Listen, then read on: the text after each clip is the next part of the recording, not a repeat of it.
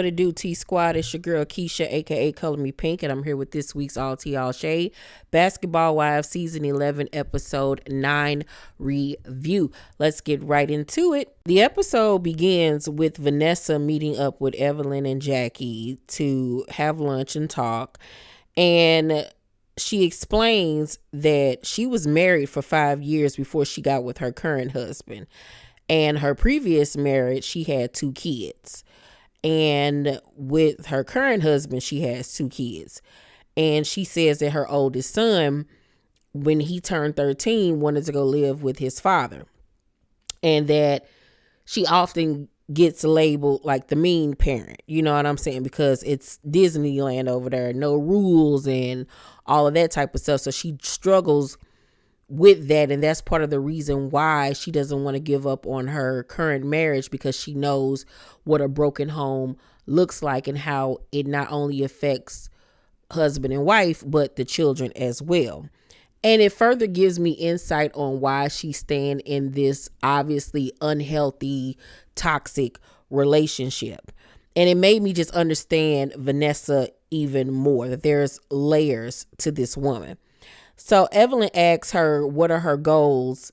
And, she was like, we just opened the gym. And she was like, no, what is your goals? Like, what is it that you want to do? And she basically states that the gym is something that she's interested in. That's something that she is really happy about, because their son is, doing basketball, and she wants to franchise those. She wants to have multiple gyms around the country or whatever. But I think her husband is slow to pull the trigger on that. So Evelyn then invites them to a DV event that she's having. It's not going to be a season that goes by without Evelyn mentioning that somebody that went upside her forehead. Oh God. I want to feel bad for Evelyn, but we all know Evelyn at this point, and how she just full of hot air at a lot of the times, especially when it comes to the Chad situation. So Vanessa in her confessional was like, Evelyn is being overly nice. While I appreciate the love, I feel like she's gotten the wrong idea regarding my marriage and my husband. So at this point, she's starting to think that Evelyn thinks that there might be some DV going on in her marriage. And regardless of whether or not he putting his hands on her, Vanessa, you still being abused. Like, what you going through in your marriage with the cheating and always on guard and, hurting and all of this stuff, that's a form of abuse too. You know what I'm saying? And I think a lot of women get that messed up, thinking, oh, he ain't putting his hands on me, so, it's not that bad. But yes, it is. He has taken all of your good years away, honey. Every time he cheat on you, you get a new crater on your face. So you better leave that man alone. So then we see Brittany and Evelyn meet up in the park to talk about the incident that happened at the male strip club review. And they both got on their activewear that they have launched. Brittany arrived giving me Jackie Joyner Kersey to Serena Williams with one leg, and then the other one was like a panty biker short. And then Evelyn workout clothes look like something you would find in the 80s. Look like something that Jane Fonda would wear, all these bright colors and zebra prints. It's just country. But if I had to choose between the two, I would lean more towards Brittany's. Evelyn's just look really late and throwback. But anywho, so Evelyn tells Brittany that her feelings when she didn't go to the brunch. She was like, I didn't know if it had something to do with me or me feeling like I had to defend Jennifer. Well, you didn't have to defend her. You chose to, but okay, girl. Brittany was like, what I don't like about what Jen did is you're not a fighter, so shut the F up. Why would you antagonize her? That's the same question we all were asking last week. I know a lot of people don't like Clayana, and I know a lot of people reference, how everything started between her and Clayana. But at this point in filming, weeks had gone by since the incident where she pushed her. You know what I'm saying? Okay, you don't like her. She ain't said nothing to you. Let it go. Obviously you doing all that extra in the club, you won't smoke, or you trying to stand on business, you trying to get something popping. So don't be shocked when somebody run over in your face. You know what I'm saying? Like, I don't understand what people not getting about that whole situation. It's like, if you don't want no smoke, then don't ignite it. So Evelyn says that Jen could have not sang the song and pointed at Cleanna, but for Cleanna to take off her shoes and hover over her made Evelyn think that she was going to do something to her. She probably was. But at the end of the day, it ain't got nothing to do with you. It ain't got nothing to do with you. You know what I'm saying? You sitting up here fighting Jennifer battles and doing all this extra for what? Y'all just got back friends yesterday. Like, huh? And that whole reuniting and all that is a bunch of crap. A bunch of crap. I'll say it again, that the only reason why Evelyn linking back with Jennifer is because she need a strong ally in her, arsenal, pretty much. Because Shani ain't around. If Shani was filming regularly, she would not be thinking about Jen at all. It would be her, Shani, and Brooke. Girl, goodbye. But all right, whatever. So after that, Brittany in her confessional says, I'm starting to see there are certain rules for certain people in this group. Duh, it's been like that from the beginning, since season 1. Brittany says that she doesn't see where she fits in with the group, but admits that she is kind of like choosing to close herself off. And I mean, you have to with this group of women. You can't fully let your guard down, because they'll use your weaknesses against you. That's just how reality television goes. So I don't blame Brittany. I would like to see Brittany come back next season. Don't really know if she will, but I would like to see her come back. Because I like the fact that she don't kiss nobody, but she's not afraid to say how she feels, and whether you like it or not, she gonna speak her truth, and she gonna, stand up for what she thinks is right. And I like that about her. I just need for her to get that hair together, because them wigs, baby, is not gonna bother me. So Vanessa tells her sister, I think her name was Elise, how she felt like Evelyn misinterpreted her crying for DV in her marriage. And her sister was like, yeah, like he ain't never put his hands on you.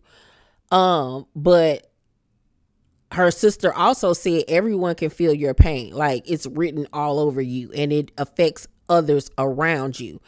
So Vanessa in her confession was like, after my miscarriage, I feel like we just moved on. I never released that anger that I have towards him. And she says that she's known her husband since she was 18 years old. And, as she's talking about how she loved her husband and she gonna work for her marriage, baby, her sister ain't got to say a word, honey, because it's written all over her face. She don't have to say a word. Honey, the sister be looking like, I'm so over this. I'm so over it. I don't like that man. You need to get away from that man. He ain't your man. He everybody man. Like, the sister is over it, but she's just, that's my sister. I'm going to stick beside her. But at the same time, she wants her sister to get away from that man. And it's like, she ain't even got to say it, honey. It's abundantly clear by the way she be looking at Vanessa. So Lavon is in town to see Evelyn, and she makes it clear that they are very much together, even though they called off the engagement. But I think at this point they are fully broken up in present time. So she suggested they go on a double date with Jennifer and her child fiance. Brittany goes on a blind date with this guy. He was a little cutie, you know what I'm saying? But he was 24. She like 32 or something like that. So she was worried about the age. I'm like, girl, just date and have fun, girl. You never know. It could be your husband, your Prince Charming. Don't let no age get in the way. So Evelyn and Jen double date with their guys, and I loved Jen's dress. Obsessed. I loved her whole outfit. So she tells Evelyn that she really likes Lavon for her and gives, you know, her cosign. But you can just tell that Evelyn just not into it. You know, she like toxicity. And the fact that he's not toxic, she don't know what to do with that. So then we see Jac'Eil getting her hair care products in a black-owned beauty supply store in LA, which is so dope. So proud of her. Then at the end of the episode, Evelyn has an event for her foundation, and the ladies sit down and talk about, you know, their past relationships and, you know, some of the toxic things that have happened in their past. And she says how she's been in multiple DV relationships even before the Chad situation. And what really caught my attention was the fact that Jen said in her confessional that she never even knew about the incidents that Evelyn went through when she was younger. Now, I would think with how close they were, that never came up in conversation. This is why I be side-eyeing Evelyn. I don't be believing half the stuff that come out this girl mouth. I really honestly don't. And it's sad that I feel that way. Vanessa speaks up and says that she had 3 near-death experiences before her husband. Some guy actually tried to shoot. Well, she was in a car that got riddled with, you know, bullets and all types of stuff. And Evelyn wonders, is her trauma that she's gone through, is that what's holding her back from taking the next step with Lavon? I don't think it got nothing to do with no dang on trauma, child, because you was so ready to marry Carl. Only reason why you didn't is because he cheated on you and you couldn't get pregnant again, child. But I don't think it got nothing to do with that. I just think that Lavon is too good of a guy for her, to be honest with you. And then as far as Vanessa goes, Vanessa has a lot of pain and hurt that she needs to deal with. Whether she stay with her husband or not, she got to deal with herself, her past, her future, her present. She got to deal with that. She ain't gonna never be happy until she get herself together. I can't wait to see how things break down between her and Evelyn, because right now they don't get along. So they just filmed a reunion, and I saw that Vanessa said she didn't go to the reunion. So that's going to be interesting. And then they released the seating arrangements for the reunion, and they got Shani in the first seat on one side. Why? First of all, is Shani even there? Second of all, why would they give her first chair? She didn't even film for real. Like, she popped in twice, I want to say. Like, this is why Basketball Wives gets on my everlasting nerve. And the like I said, the favoritism, they just all over the place. Like, it's just like the favoritism that's shown towards Shani and Evelyn is just sickening, and it's just gross, and I just cannot. Overall, though, I'm going to give this week's episode a C+. It was a nice episode, you know, very informative, but it also felt like a filler episode as well. But y'all let me know what y'all thought about the episode down below in the comment section. Make sure to thumbs up this video, like and subscribe, and hit that notification bell button. I love you guys, and I'll see you on the next video. Bye.